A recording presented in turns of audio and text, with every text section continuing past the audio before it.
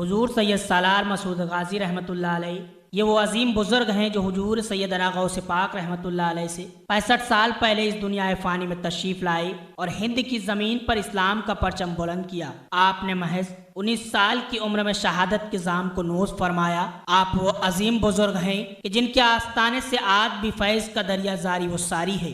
आज हम इसी बुजुर्ग की सवाने हयात के बारे में बात करेंगे और उनकी अजीम शख्सियत से वाबस्ता और रूबरू होंगे। हज़रत सैयद सालार मसूद गाजी रहमतुल्लाह अलैह की यौम विलादत अंग्रेजी कैलेंडर के मुताबिक 10 फरवरी सन 1014 ईस्वी को अजमेर शरीफ में हुई। आपके वालिद का नाम सैयद साहू सालार गाजी, आपकी वालिदा का नाम सत्र मोल्ला है। वालिद की जानिब से आप अलवी सादात हैं, यानी खानदान बनु हाशिम के फर्जंद हैं। आपका नसबनामा कुछ यूं है: सैयद सालार मसूद गाजी बिन सैयद साहू सालार गाजी बिन सैयद अताउल्लाह गाजी बिन सैयद ताहिर गाजी बिन सैयद तैयब गाजी बिन सैयद शाह मोहम्मद गाजी बिन सैयद सैफ मलिक गाजी बिन सैयद मोहम्मद आसिफ गाजी बिन सैयद बतल गाजी बिन सैयद अब्दुल्ला मन्नान गाजी बिन सैयद इमाम मोहम्मद बिन हनफिया बिन सैयदुल औलिया मौलाए कायनात आलमीन इमाम अली मुर्तजा रदियल्लाहु ताला अन्हु से मिलता है। आप मौलाए कायनात शेर खुदा मुश्किल कुशा ताजदार हलता के फर्जंद हैं। आपकी उम्र जब 4 साल 4 माह की हुई तो रस्म बिस्मिल्लाह हुई, जिसमें तख्ती पर बिस्मिल्लाह लिखने वाले आपके वालिद की सेना के एक फातिमी सादात अक्सरी कुव्वत के मालिक हजरत सैयद इब्राहिम रहमतुल्लाह अलैह थे, जिनका ओहदा 12 हजारी था, यानी वो 12,000 सेना के सेनापति थे। फिर उनको आपका उस्ताद मुकर्रर किया गया। उनके पास तीनों इल्म थे: तलवारबाजी, घुड़सवारी और तसव्वुफ। फिर जब आपकी उम्र 11 साल की हुई तो उस उम्र में पढ़ाई के साथ साथ आपका अमल भी चलता था। आप बावजूद रहते थे। आपने बचपन से कभी फर्ज नमाज नहीं छोड़ी। नफिल के आप बहुत पाबंद थे। दीवान में भी आपके वालिद के साथ बैठते थे। आप बहुत ही उम्दा तलवारबाज और घुड़सवार थे। आप अपने वालिद की तरह एक उम्दा तलवारबाज और जाबाज सिपह सालार थे। आपकी सीरत को देखकर हर कोई आपकी तारीफ करे बगैर अपने आप को रोक नहीं पाता था। अल्लाह तबारक व तआला ने आपको हर चीज नेमत से माला माल किया था। आपको लाजवाब हुस्न जमाल अता किया था। जब आप अपने लश्कर के साथ दीन की तबलीग के लिए मेरठ पहुंचे, जहां का राजा आपके मामूजान का दोस्त था, उसने आपकी आमद पर खुशी का इजहार करते हुए आपका शाही अंदाज में इस्तकबाल करना चाहा, लेकिन आपने मना कर दिया। आपने उससे कहा, यहाँ मैं ऐशो इशरत करने नहीं बल्कि दीन की तबलीग के लिए आया हूँ। कुछ अरसा रुकूंगा फिर निकल जाऊंगा। उसके बाद आप वहाँ से मुख्तलिफ अनेक जगहों से होते हुए मुरादाबाद पहुँचे, जहाँ पर आज भी कई इलाके आपके नाम से मंसूब हैं। फिर आप लखनऊ होते हुए बाराबंकी पहुँचे। आपको ये जगह बहुत पसंद आई, लेकिन उस वक्त ताकत और जुल्म के नशे में चूर यहाँ के राजा ने आपको पैगाम भेजा कि महमूद गजनवी के भांजे सालार मसूद गाजी, तुम यहाँ से चले जाओ, वरना हम बहराइच के राजा से मिलकर तुम्हें कत्ल कर देंगे। आप पर इस बात का कोई असर नहीं हुआ।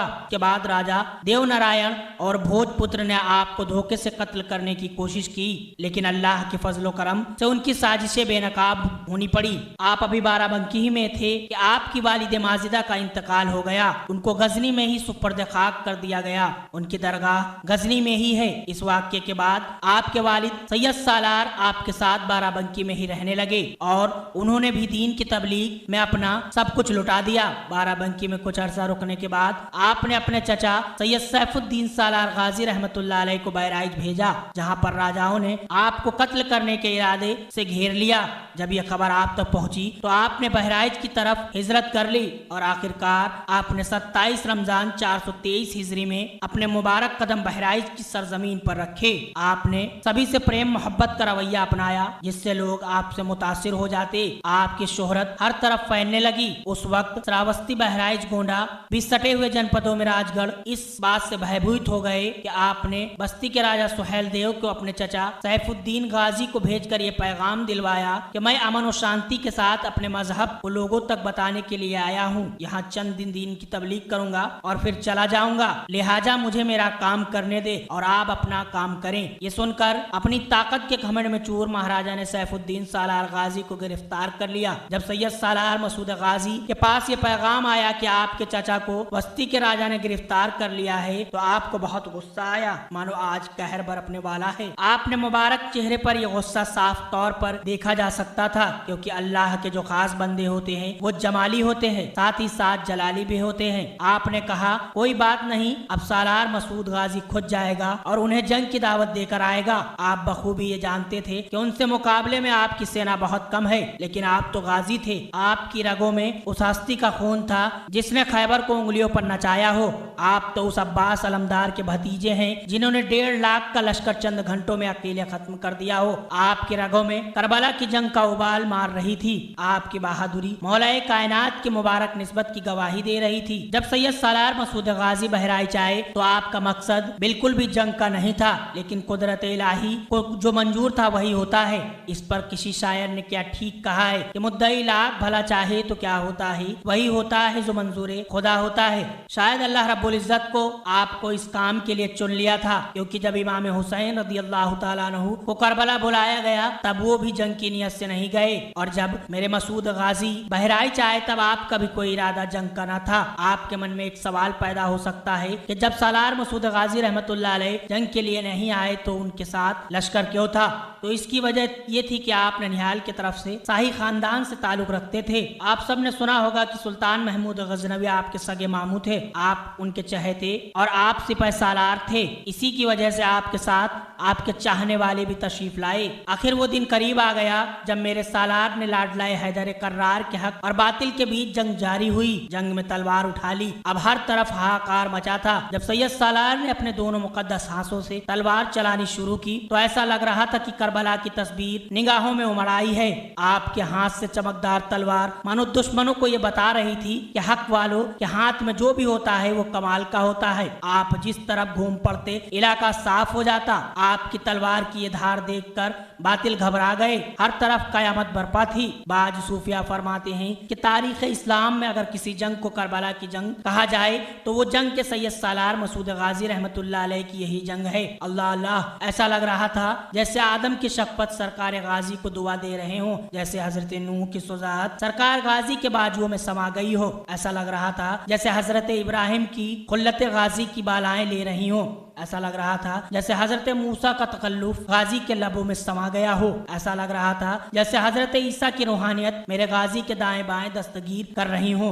ऐसा लग रहा था जैसे प्यारे मुस्तफा ने अपने प्यारे लाडले मसूद के लिए गुम्बद खदरा में हाथ उठा दिए। जब आपको हर तरफ से घेर लिया गया, उसके बाद जब एक दरख्त जिसे आपने पसंद किया और आपने कहा था कि मुझे यहाँ सुकून मिलता है, उसी की साए में अपने खादिम खास सिकंदर दीवान की गोद में आए, आपका जिस्म मुबारक लहू लुहान हो गया था। उस वक्त आपको हजरत असगर की याद आ गई। आपकी आंखों से आंसू जारी थे। उसी वक्त एक तीर आपके गर्दन मुबारक पर जा लगा।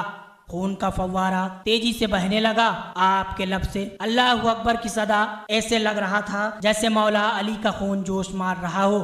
अल्लाह अल्लाह, फिर आप अपने हकीकी रब से जा मिले। आखिरकार मेरे सालार मसूद गाजी रहमतुल्लाह अलैह ने अपनी जिंदगी अपने रब की राह में कुर्बान करके ये बता दिया क्या ये जमाने वालों, जो भी अपने आप को रब के हवाले कर देता है, अपने नफ्स को मार देता है, अपने आप को मिटा देता है, वो यकीनन अल्लाह का महबूब बन जाता है और दुनिया व आखिरत में उसके लिए भलाई रहती है।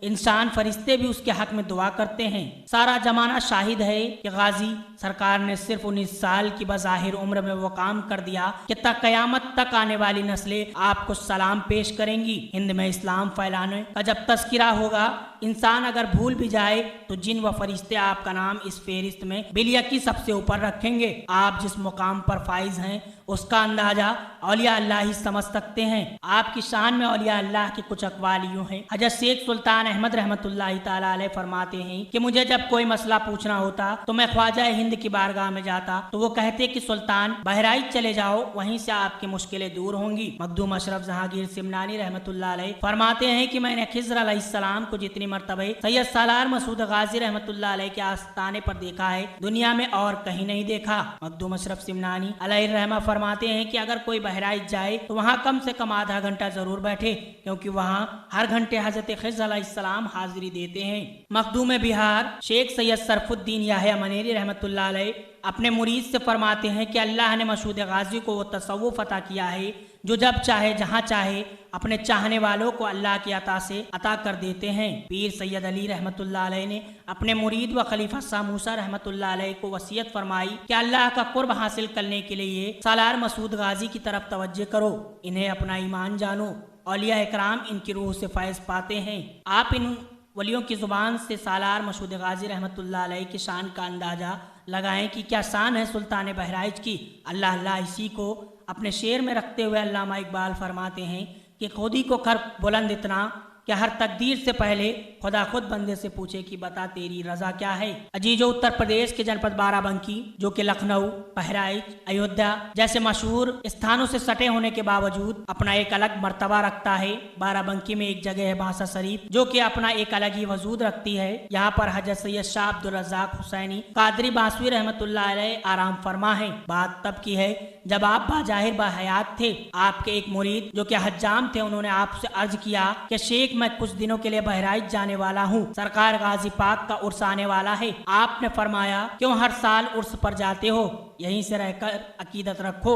इसके बाद उन्होंने अपने मुरीद से मना फरमाया, लेकिन आशिक तो फिर आशिक है, वो भी गाजी हिंद का आशिक। उसने जिद कर ली कि सालार गाजी की बारगाह में पेश होने की। तो शाह अब्दुल रज़्ज़ाक अल बासवी रहमतुल्लाह अलैह ने कहा ठीक है, अगर तुम जिद ही कर रहे हो जाने की तो जाओ, एक कागज दे रहा हूँ, इसे ले जाकर एक शख्स मिलेंगे, आस्ताने के बाहर उनको दे देना। उन्होंने ये कागज पर कुछ तहरीर किया और फिर अपने मुरीद जो कि हज्जाम था उसको दे दिया और कहा कि आंखें बंद करो।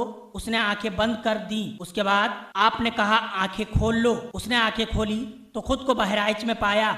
सामने गाजी का आस्ताना देखकर अदब का तगाजा रखते हुए सर झुकाकर सलाम पेश किया।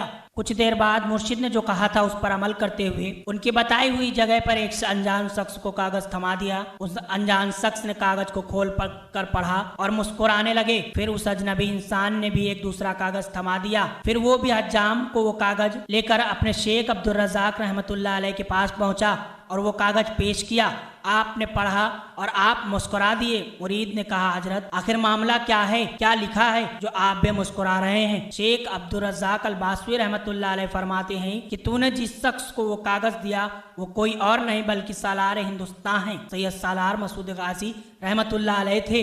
और मैंने अपने सवाल में लिखा था कि क्या जरूरी है कि हर साल लाखों की तादाद में लोगों को क्यों अपने दर पर बुलाते हो, बेचारों को क्यों परेशान करते हो। और उसने जवाब में सैयद सालार मसूद गाजी रहमतुल्लाह अलैह ने ये जवाब दिया है कि ऐ शाह, जब तुमसे अपना एक मुरीद नहीं रुका तो ये इतना बड़ा आलम मैं कैसे रोक लूं। ये सुनकर वो मुरीद बेहोश हो गया। अल्लाह अल्लाह, ये है सैयद सालार मसूद गाजी रहमतुल्लाह अलैह की शान कि आप वो बाज़मत बुजुर्ग हैं जिसके बारे में बड़े बड़े औलिया काबिर अपनी किताबों में आपके लिए तहरीर फरमाते हैं। अल्लाह ताला हमें सरकार गाजी पाक रहमतुल्लाह अलैह के आस्ताने पर हाजिरी देने का सबब हासिल करे।